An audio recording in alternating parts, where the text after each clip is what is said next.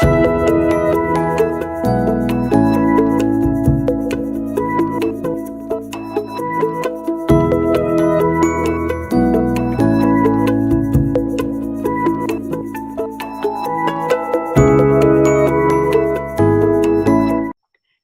and welcome to From Upside Down to Right Side Up, Tips for the Transition. I'm María Tomás-Keegan, your host.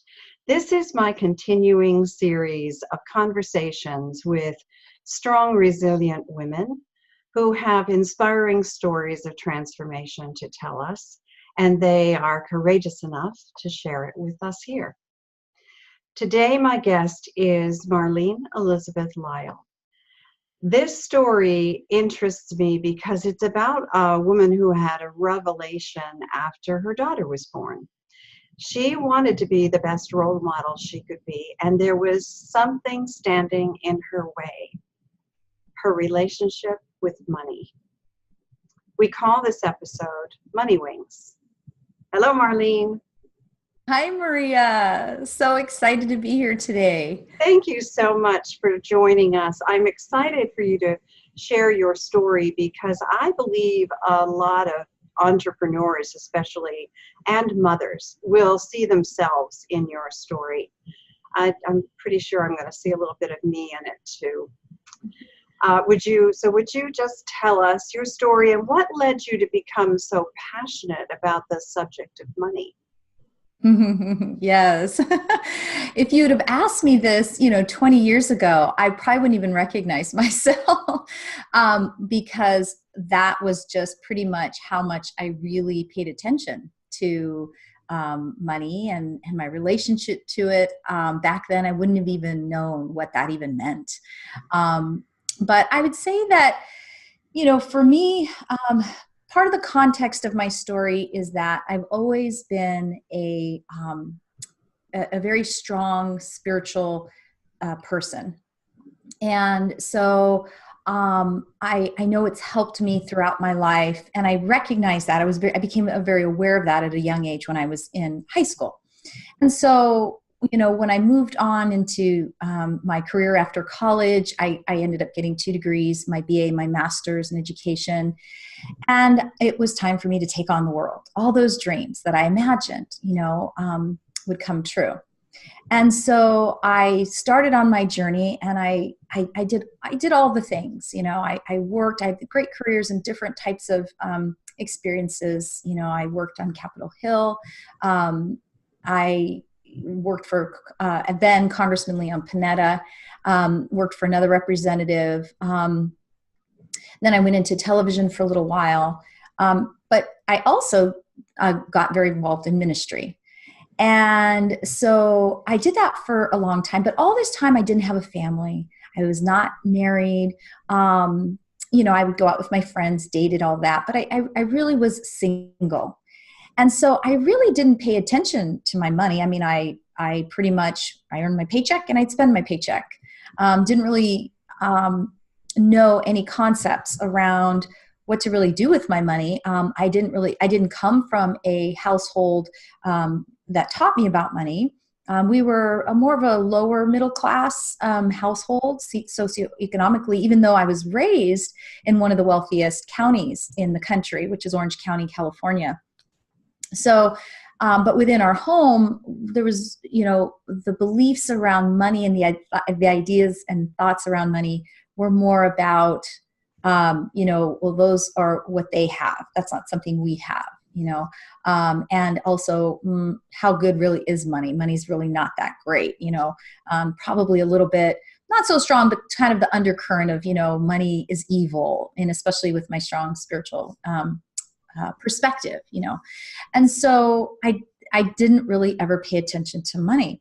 And so, and I carried on that way in my life, and I ebbed and I flowed. So I really more survived living paycheck to paycheck and really never ever feeling a sense of control. I really felt like, this is how much you make. And yeah, I dream of making the bigger numbers and that'll happen one day, but no real plan, no real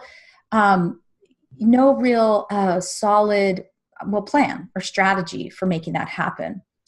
And I would also say that another part of my journey is that I'm also very much, when I do things, like when I take a job, it's never because of the money.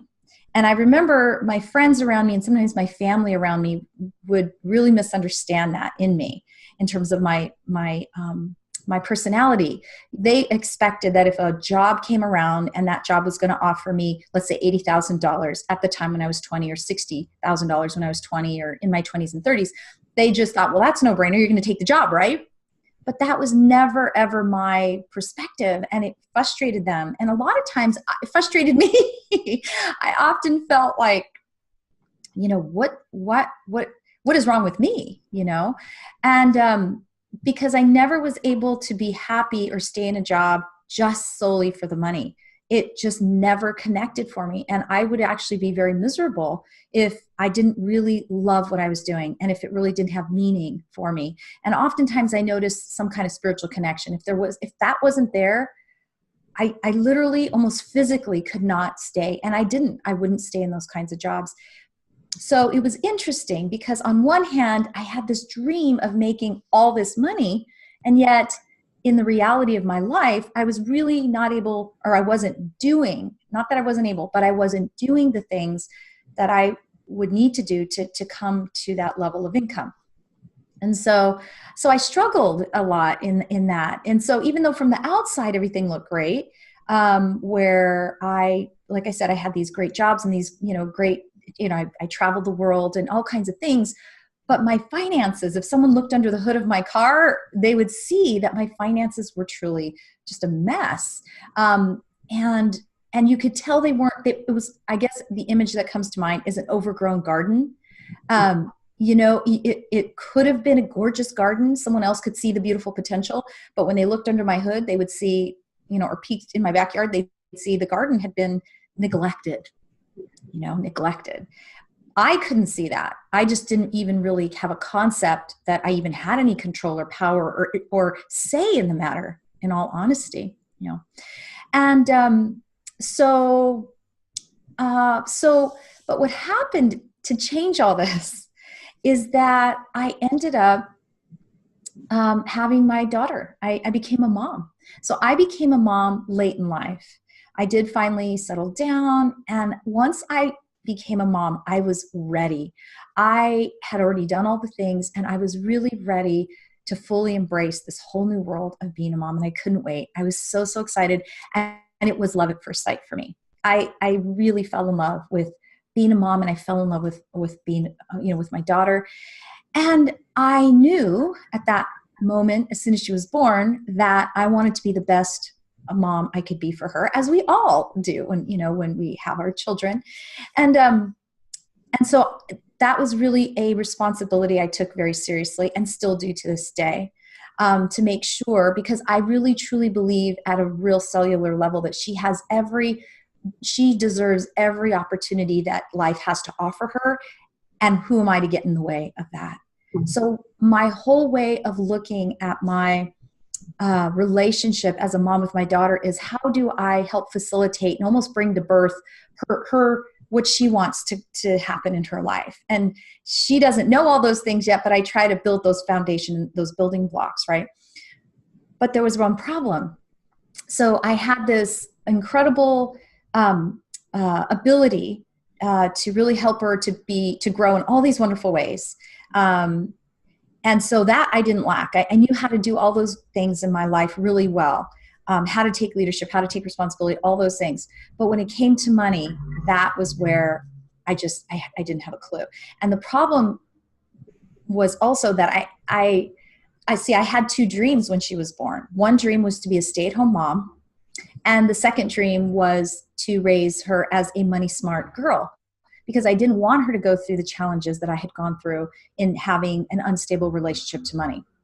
So with those two dreams, and then, being her mom, I didn't know how I was going to make that happen. I dreamed those things, but I didn't know how I was going to make it happen. But what was different now that I was a mom is that I spoke earlier about having the dream of making more money, right? And that was kind of in the distance. But even though I wasn't doing the daily activities in my life, I was just kind of letting that happen. But these dreams were different. This involved me actually making sure that these dreams do come true. And that was a whole level of, that was just a whole different level playing field, for me. And so what I did is I thought, well, okay, then I'm going to do this. I'm going to face you, money, once and for all. I'm not running away from you anymore, because I was more of the person to put my head in the sand and avoid things. That was my relationship with money, if you could call it that. And so I turned around and I faced money and I said, okay, what is it about you? Okay, I'm not going to run from you anymore. I'm going to go ahead and I know what I'll do. I will get the best financial, book on finances so that I could learn all the ins and outs. If I'm a smart girl, I'm educated, I can learn this stuff. And so I remember on Amazon, I bought like $150 book on finance, and I bought the best so that I could, learn this material. And I started reading, and I remember specifically one of the first statements that the author made that I was really relieved me is he said, personal finance is not rocket science. And I remember thinking, oh, phew, okay, I can get this then. He reassured me that you can do this. But as I kept going on, and it's all, again, just the practical aspects of personal finance. I wasn't connecting. The information was not connecting with me. It still was not making any kind of impact on me. So over time, I stopped, little by little, that excitement that I initially had, it waned. And I just, less and less I would open the book until finally the book started gathering dust, right? But still I had this desire and this problem I was facing. And so I decided, I think what I'm going to do, and this was me just simply following my gut, my intuition, my desire. And I thought, okay, well, if there's people who have a great relationship with money and it's reflected by the amount of money that they have and what they do with their money. So what if I were to learn about what do they know about money that I don't? How can I learn more about what other people know about money and that I don't? And this was way before, we hear a lot about all this now, money beliefs and all that, but this was way before that. This was just simply me following my own gut. And so I decided, I think what I'll do is, okay, I'm going to get a different kind of book this time. I'm going to get a book filled with quotes because I love quotes. And also, as a busy mom, I was raising a 2-year-old at the time. There's really not a whole lot of time to sit and sink into a book. I mean, if you get a chance to shower, that's great. You'll usually pick the shower. At least that was in my case. I mean, there's not a whole lot of time, but quotes were easily digestible. I could actually pack in a whole lot of wisdom by just digesting even, 5 quotes, 10 quotes, just in that short period of time, and walk away with some new ways of thinking about money. And I did that over a period of time until I think I ended up reading over like 850 quotes within, 2 books. And I always giggle to myself about the irony in that these books that gave me so much wealth, so much wisdom about money, and really kind of became the hinge that changed the course of my life. These 2 books cost 99 cents each. I just thought it is just so funny, right? Because we can make all kinds of excuses as to why we can't do something. So we could say, well, it costs too much or this. And it was right there at my fingertips. I followed my gut.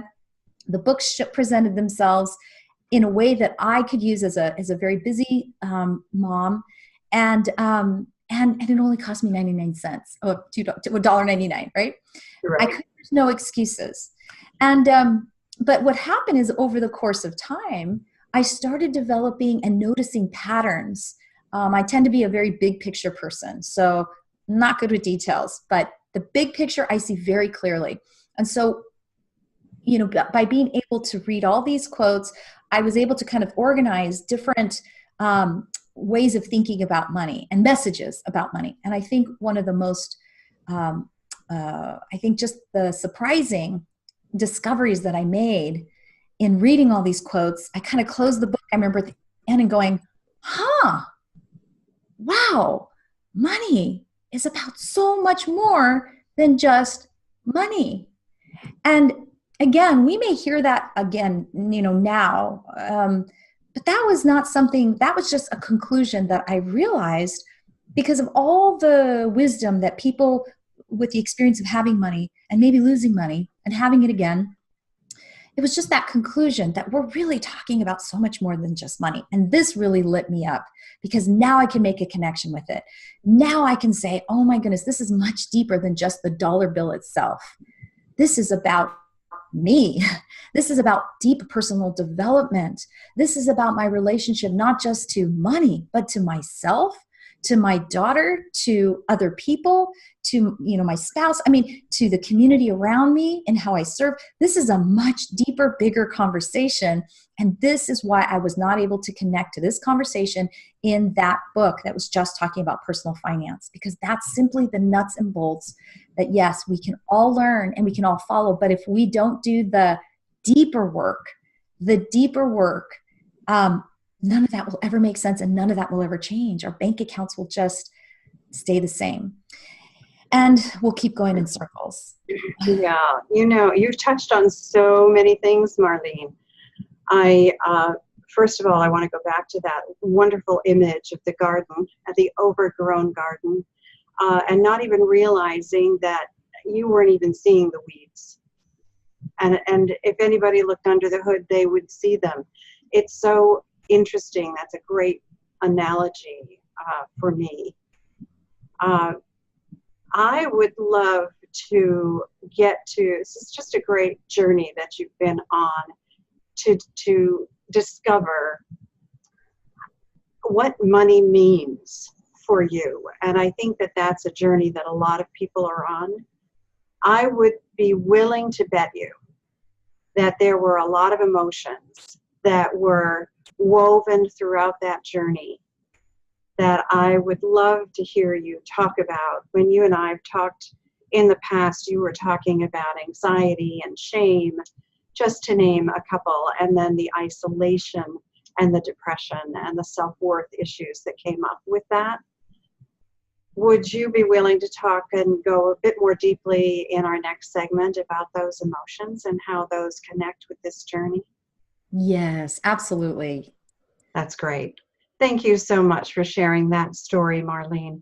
And for everyone else, stay tuned because we're gonna get deeper into this topic of money. I'm María Tomás-Keegan. Till next time.